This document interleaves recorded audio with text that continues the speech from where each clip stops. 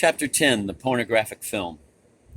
The chauffeur's scoop roamed across the surface of the pool, its ladle filled with debris, relics of a drowned realm salvaged from the deep, wine bottles, straw hats, a cummerbund, patent leather shoes gleaming together in the sunlight as the water streamed away.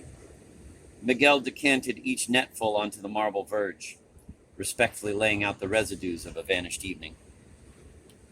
His eyes scarcely left me as I rested beside Paula in the car.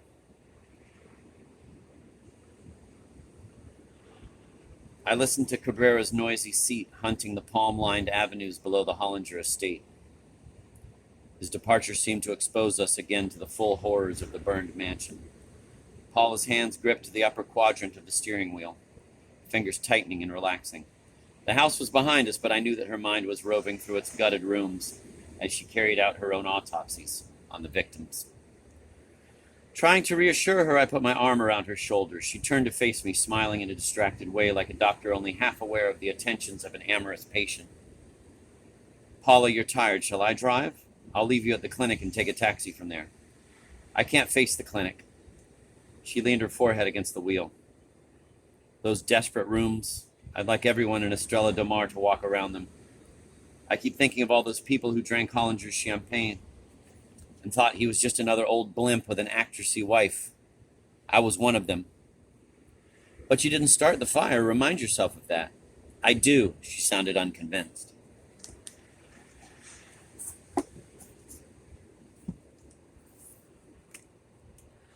We drove down to Estrella de Mar as the sea trembled beyond the palms and passed the Anglican church, whose members were arriving for choir practice.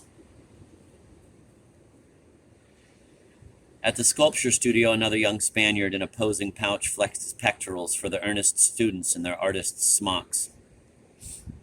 The open-air cinema was alternating Renoir's Le Règle de Dieu with Gene Kelly singing in the rain, and one of the dozen theater clubs announced a forthcoming season of plays by Harold Pinter. Despite the Hollinger murders, Estrella de Mar was as serious in its pleasures as a 17th century New England settlement.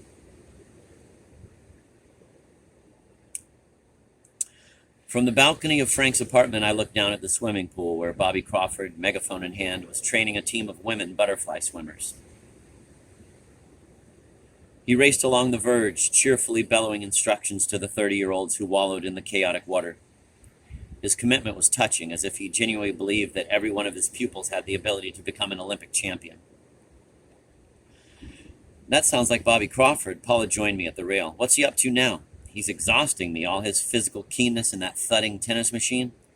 It's a metronome, setting our tempo faster, faster, serve, volley, smash. There's something to be said for the retirement pueblos. Paula, can we take off this collar? I can't think with the damn thing on. Well, if you have to, try it for an hour and see how you feel. She unclipped the collar, grimacing at the livid bruises. Cabrera could almost lift a set of fingerprints. Who on earth would want to attack you? As it happens, quite a few people. There's another side to Estrella de Mar. The Harold Pinter seasons, the choral societies, and sculpture classes are an elaborate playgroup. Meanwhile, everyone else is getting on with the real business. And that is money, sex, drugs. What else is there these days? Outside Estrella de Mar, no one gives a damn about the arts. The only real philosophers left are the police. Paula's hands rested on my shoulders. Cabrera may be right. If you're in danger, you ought to leave. She had revived after the visit to the Hollinger house and watched me as I paced restlessly around the balcony. I had assumed, misguidedly, that her interest in me was partly sexual, perhaps because I prompted memories of happier days with Frank. I now realized that she needed my help in some scheme of her own, and was still deciding whether I was astute and determined enough for her. She turned up the collar of my shirt, hiding the bruises. Charles, try to rest. I know you were shocked by that dreadful fire, but it doesn't change anything.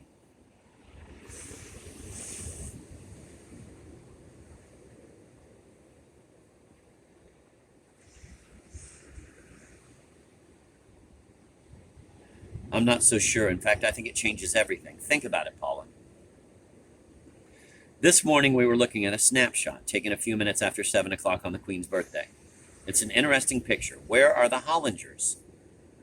Saying goodbye to their guests, watching the satellite relay from the mall? No, they've lost interest in their guests and are waiting for them to go home. Hollinger's in his jacuzzi, relaxing with Henderson's Swedish girlfriend.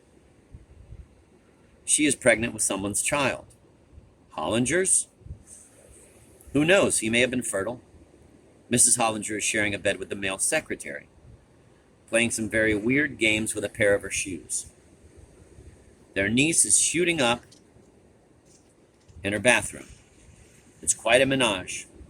Putting it bluntly, the Hollinger household wasn't exactly a domain of spotless propriety, nor is Estrella DeMar or anywhere else. I'd hate people to start rooting around in my laundry basket. Paula, I wasn't making a moral judgment. All the same, it isn't too difficult to think of any number of people with a strong motive for starting the fire. Suppose Anderson discovered that his 19-year-old girlfriend was having an affair with Hollinger. She wasn't. He was 75 and getting over a prostate job. Perhaps he was getting over it in his own special way. Again, suppose Anderson wasn't the child's father. It certainly wasn't Hollinger.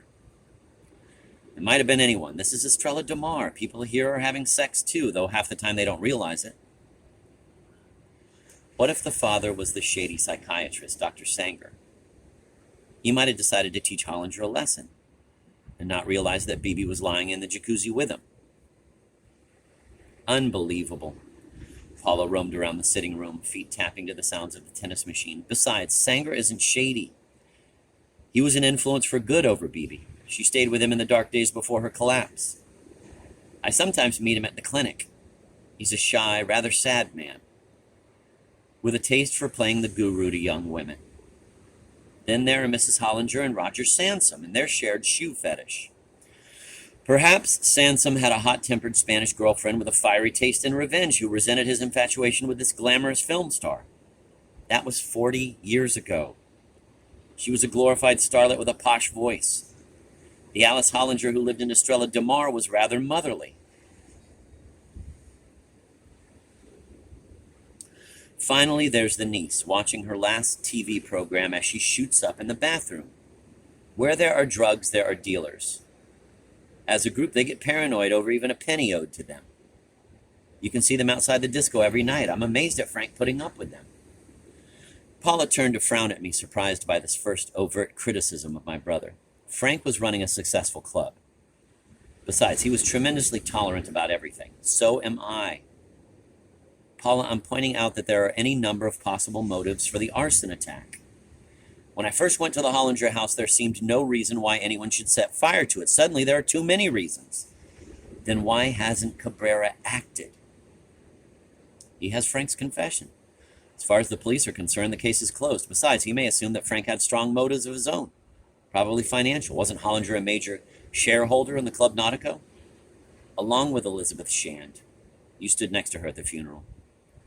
They say she's an old flame of Hollinger's. That puts her in the frame.